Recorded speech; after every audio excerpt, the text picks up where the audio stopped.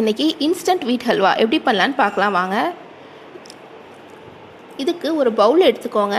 இதில் 100 கிராம் சீனி, 2 டம்ளர் தண்ணி, சிறிது ஏலக்காய் இது போட்டு அந்த சீனி கரையிற வரைக்கும் பாயில் பண்ணி எடுத்து வச்சுக்கோங்க தனியாக.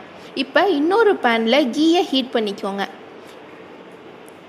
இதில் நெய் 1/2 கப் அப்படின்னா கோதுமையும் இந்த அதே 1/2 கப் தான் எடுக்கணும். போட்டு இந்த கோதுமையை நல்லா மிக்ஸ் பண்ணி விட்டுக்கிட்டே இருங்க. அந்த கோதுமையோட கலர் சேஞ்ச் ஆக ஆரம்பிக்கும். நல்லா ஒரு கோல்டன் ப்ரௌன் கலர் ஆக ஆரம்பிச்சிடும். நல்லா கைவிடாமல் கிண்டிக்கிட்டே இருந்தீங்க அப்படின்னா இங்கே பார்த்தீங்களா கோல்டன் கலரில் வர ஆரம்பிச்சிச்சு.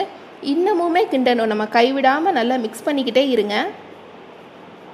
இந்த கோதுமை ஹல்வா ரொம்ப டேஸ்ட்டாக இருக்கும். இன்ஸ்டண்ட்டாக பண்ணுறதா இருந்தாலுமே ரொம்ப நல்லாயிருக்கும். உங்கள் வீட்டுக்கு வந்து கெஸ்ட்டு வந்துட்டாங்க திடீர்னு அப்படின்னா இந்த இன்ஸ்டன்ட் ஹல்வா நீங்கள் டக்குன்னு ஒரு 10 நிமிஷத்தில் ரெடி பண்ணி கொடுத்துடலாம்.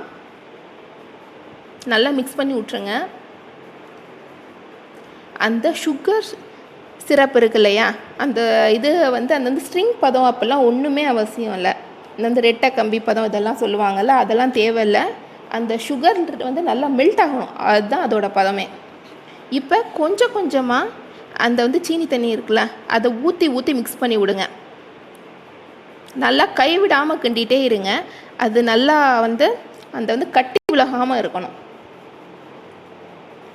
அந்த சீனி தண்ணியை ஊற்றி ஊற்றி நல்லா கிண்டிக்கிட்டே இருங்க.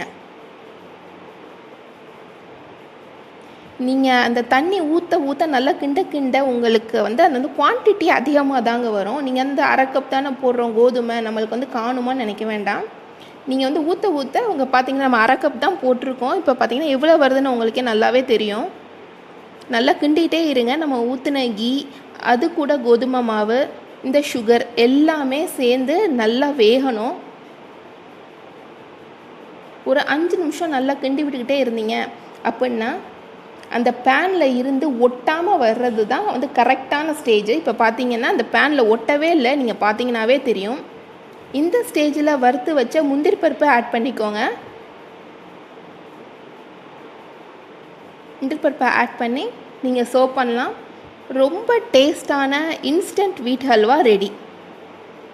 இந்த ரெசிபியை உங்கள் வீட்லேயும் ட்ரை பண்ணி பாருங்கள். மறக்காமல் ஸ்மைலி சமையல் சேனலுக்கு சப்ஸ்கிரைப் பண்ணுங்கள். தேங்க்யூ.